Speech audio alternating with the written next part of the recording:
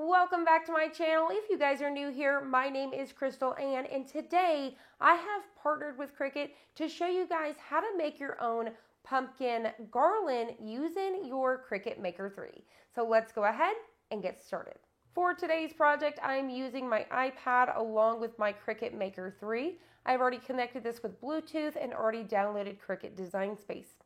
Now, what I have found here was this little cute pumpkin right inside of images.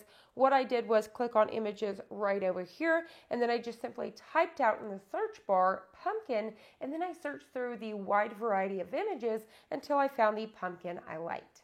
Then what I did was I copied it 3 times and I changed the color. To change your colors, you're just simply going to click on it. You're going to click on edit, and then you're going to come right over here to cut. From here, you can change it to a cut setting as well as change your colors, and then you would just simply hit apply. Now I've already chose all of my colors for each one, and I've also sized them down.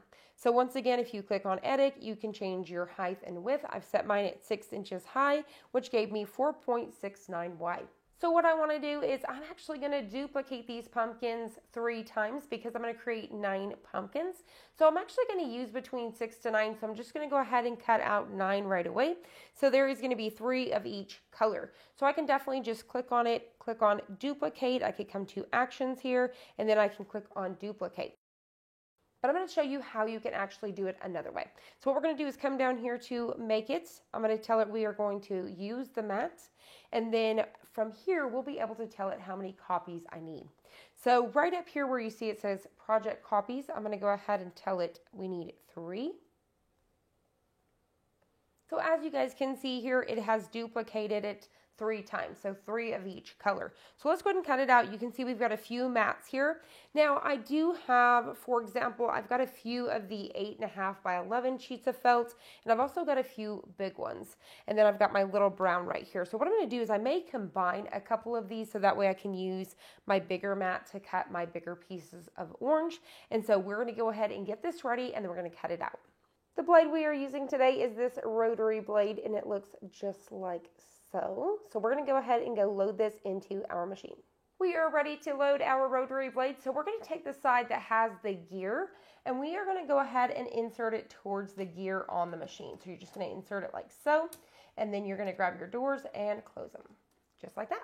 Now that we have our material chosen, our blade inserted, I'm going to go ahead and tell Cricut Design Space that I want to remember the material. So I'm just going to go ahead and check that here. That way I don't keep asking me if I'm using the same materials. So we're ready to go. The very first color we're using is this one right here. So let's go ahead and load it on our Cricut mat. The mat that we are using today is the fabric grip mat. This is the one that is going to be perfect for your felt as well as any sort of fabric. So I'm going to go ahead and get our felt right up here in the corner just like so, and I'm just going to smooth everything out. Once you see your flashing arrows like this, you're ready to load your material. So you just want to slide it right under those white feet. I like to move my wheels all the way over to the left so they are on the side of the machine that has all of the buttons, and then I'm going to go ahead and hit that load button. All right, so we're going to go ahead and hit go.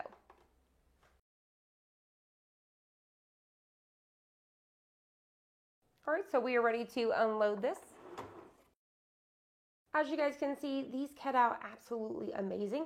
So I'm going to go ahead and repeat that same process for all of my pieces. I wanted to go ahead and show you guys really quick. I actually chose felt acrylic fabric, and when you do this, you guys are going to get absolutely perfect cuts for your felt. Now we have all of our pieces cut out, and as you guys can see here, we have 3 layers. We have our first piece, the big pumpkin, the piece that's going to go in the middle, as well as our tiny little piece for the stem there. So we've got this kind of 3D dimensional pumpkin. So as you guys can see, it's not only just for paper crafts. You can take any image and convert it to be cut out with fabric and wool and things like that, as well as wood. So let's go ahead and put these things together. Some of the supplies you're going to need is, I've got some embroidery floss here. You can use any sort of string that you would like. I got a couple different colors because I wasn't sure what color I wanted to do. I'm almost thinking like this darker orange or this black. And I think I'm just going to go with the black because I am going to use some of these wool balls right here to go in between on my string. So I have those. I've got, this is actually a plastic needle, but it's got a big eye on it, so you could definitely use metal or plastic. And then I've got some fabric glue sticks as well as a glue gun. All right, so I'm going to go ahead and start off by gluing down my little pieces first. So you really just want a small amount of glue here, and then we're just going to go ahead and pop that on just like so.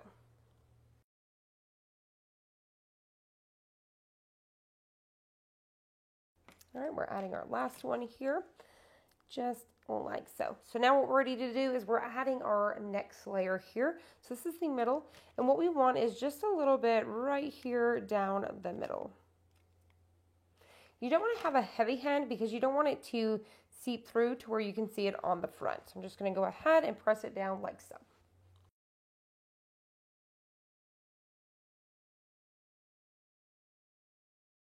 All right, and our last one, we're just going to go ahead and a little bit down the center, just like so.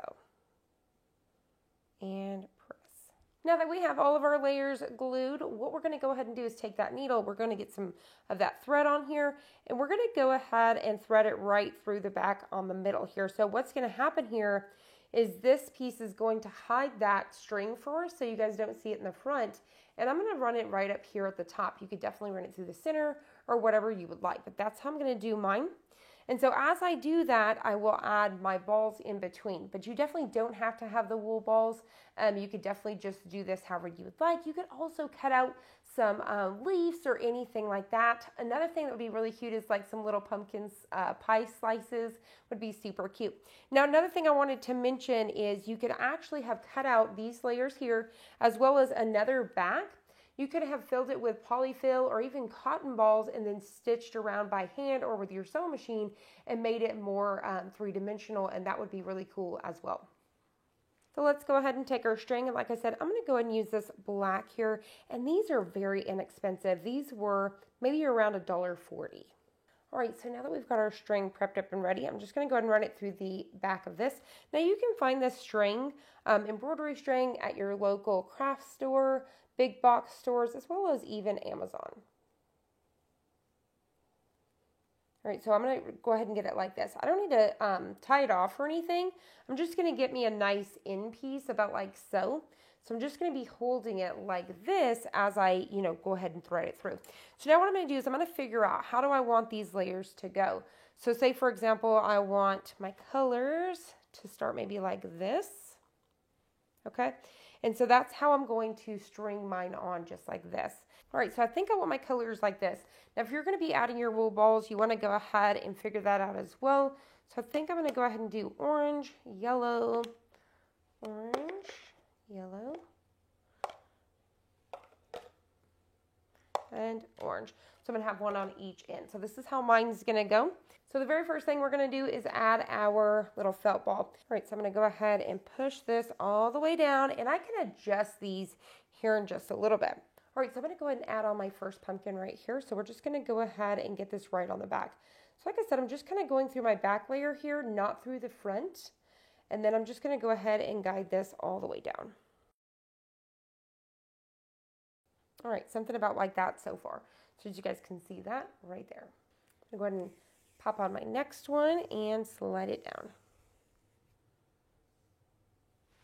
All right, so we're going to take our very next pumpkin here, and I'm going to do the same thing, sliding it right through that back layer. So as you guys can see, it's coming along. So I'm going to go ahead and continue to string the rest of these on. As you guys can see, this came out absolutely adorable. It is super easy to make, and I was able to cut all of these pieces out with my Cricut Maker 3, and it only took maybe 5 minutes to cut all these pieces out. Could you imagine doing these by hand? And then you can see where I've added that dimension, and then I just threw in those extra wool balls to bring it even further. Lots of different ideas with this. Like I said, you could add in that cotton batting and bring in another layer just to bring in that extra dimension. You could also add in some iron-on to bring in like some little black lines here to make it even more extra. So I hope you guys enjoyed this. I hope you found it helpful. If you did, please hit the like button down below and subscribe, and I'll see you guys on the next one.